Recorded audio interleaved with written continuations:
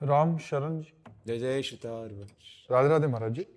महाराज जी, माता पिता की भगवत भाव से सेवा करते हुए गुरु कृपा से आजीवन अगर ब्रह्मचर्य का पालन करते हुए भजन करने वाले साधक भी क्या विरक्त माना जाता है या ग्रस्त? विरक्ति माना जाएगा, विरक्ति माना जाएगा। विषयों से वास्तविक विरक्ति होना ही वैराग्य का मार्ग है। वो चाहे भेष गृहस्थ का हो, उससे कोई फर्क नहीं पड़ता है। भेष विरक्त है और विषयों से अनुराग रखता है तो पाखंडी है। बिन विवेक वैराग्य भक्ति बिनु सत्य न एको मानो, भगवत विमुख कपट चतुराई सो पाखंड नहीं जानो। भगवत ऋषि जी कह रहे, विवेक और वैराग्य और भक्ति से युक्त हृदय है सो तो सत्य है। अगर विवेक और वैराग्य और भक्ति नहीं तो पाखंडी है, कोई भी हो।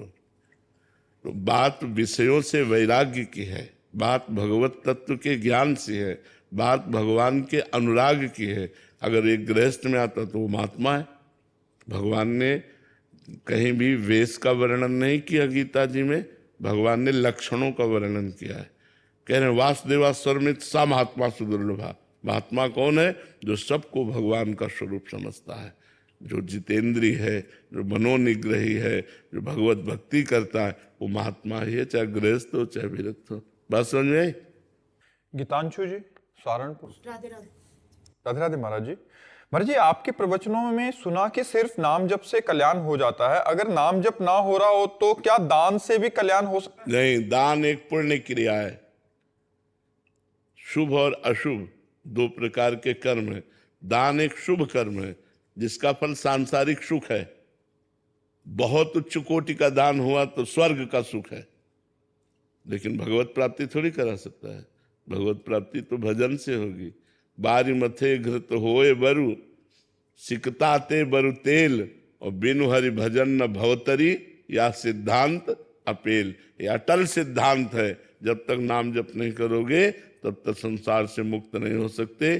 तुम यज्ञ करो, दान करो, पुण्य करो, ये जो करोगे इसका तुम्हें फल मिलेगा, लेकिन भगवत प्राप्ति थोड़ी होगी। भगवत प्राप्ति भजन से होती है। महाराज जी, अभी आपने एक प्रश्न के उत्तर में अभी थोड़ी देर पहले कहा था कि उसने दान किया तो उसकी बुद्धि शुद्ध हो गई। संतों बुद्धि शुद्ध का मतलब भगवत प्राप्ति थोड़ी हो गई।